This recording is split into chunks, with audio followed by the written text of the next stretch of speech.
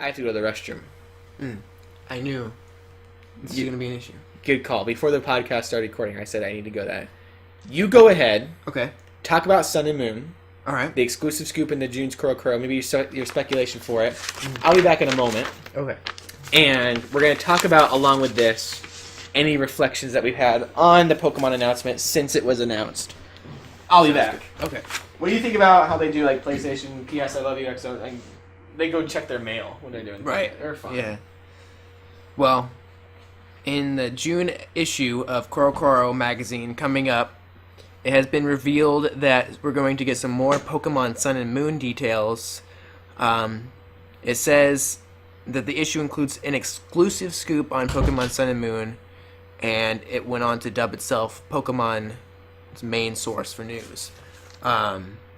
So yeah, we kind of, I think, predicted that a few episodes ago, maybe 4 episodes ago or so, where we said that likely, I think we may have said it actually after the announcement happened, where we really didn't get any details for Pokemon Sun and Moon, and besides some concept arts, you know, what we saw in that trailer where we saw it on the wall hanging up and things like that, we never really saw any gameplay until very recently.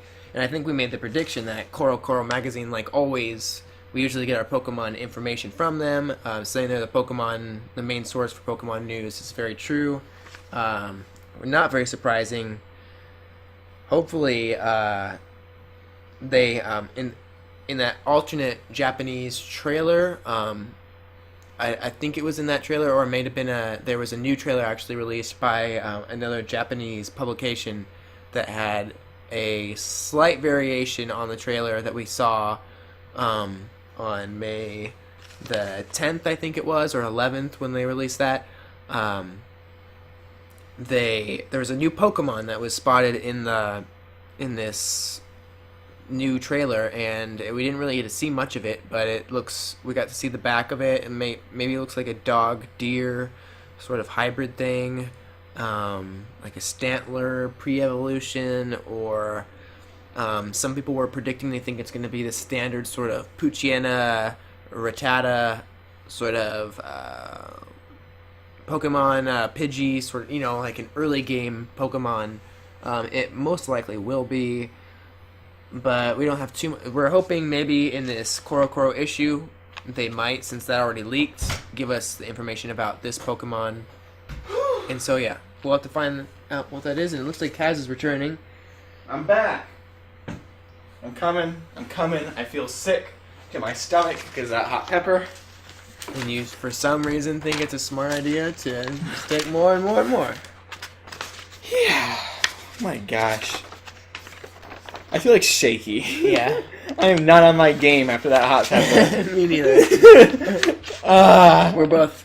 We're learning. It's a learning experience. I think that we, yeah. We got 3 people watching us right now. No. What did you talk about? What did you say? I said that we're getting give me the highlights here. I said that Sun and Moon is getting an exclusive scoop in CoroCoro's issue, the June issue. That they've called themselves the main source for Pokemon news. That they are pretty much. We expected when they announced when the direct we didn't get any information that CoroCoro would be probably our first real source of some Pokemon news. We did get that trailer. We were just kind of figuring. It just hurts. You poor soul.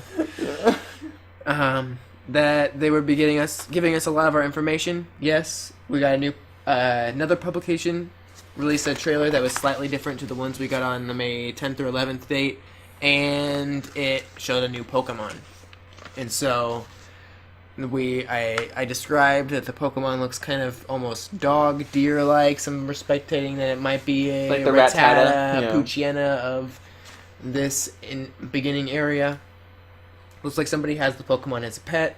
It's got kind of stout legs, I noticed. You know, it's got kind of this, like, almost a deer-like. It has hooves on it.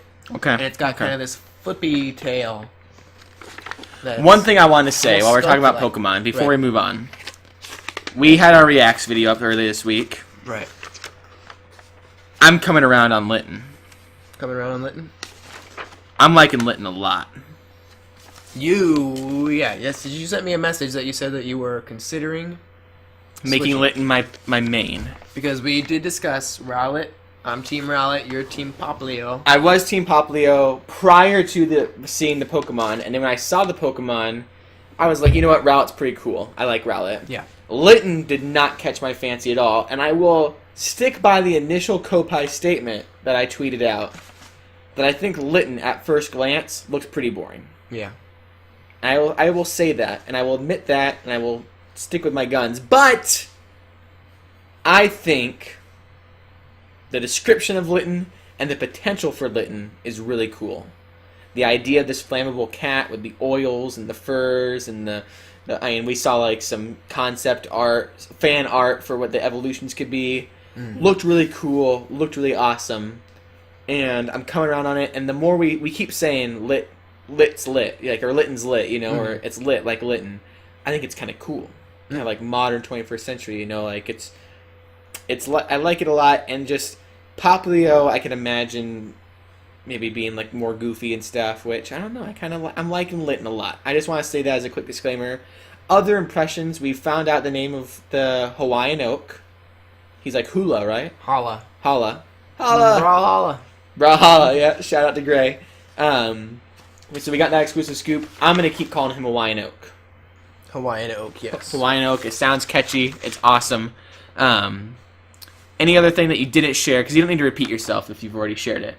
Anything else that you want to share about your initial Koppai reactions that maybe have changed or developed, or stuff that you've thought about the trailer that you didn't get a chance to share? The only thing I didn't put together, for some reason, I was thinking, like, when we watched that whole trailer, the Japanese version of the trailer, and it was like this Japanese kid going to Hawaii. It was just kind of cool, like fitting in with new kids and stuff. And then I realized, like, this is the story of Pokemon Sun and Moon. Like, I didn't really put it together, like, it was a live action sort of story of, like, in a Pokemon game, you're always moving from a new place to a new place, and it's like, that's what I think it really was kind of like a live action sort of, like, it was definitely connecting that in a lot of ways, and that's what Pokemon always is about like moving to a new place, connecting with everybody. And I thought that was perfect. I didn't really think about that when we first watched the trailer. I was touched by it and thought, like, this is cool. And then I was thinking, I think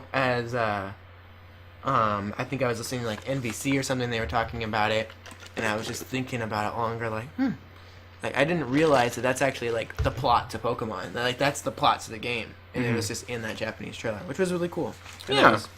Yeah.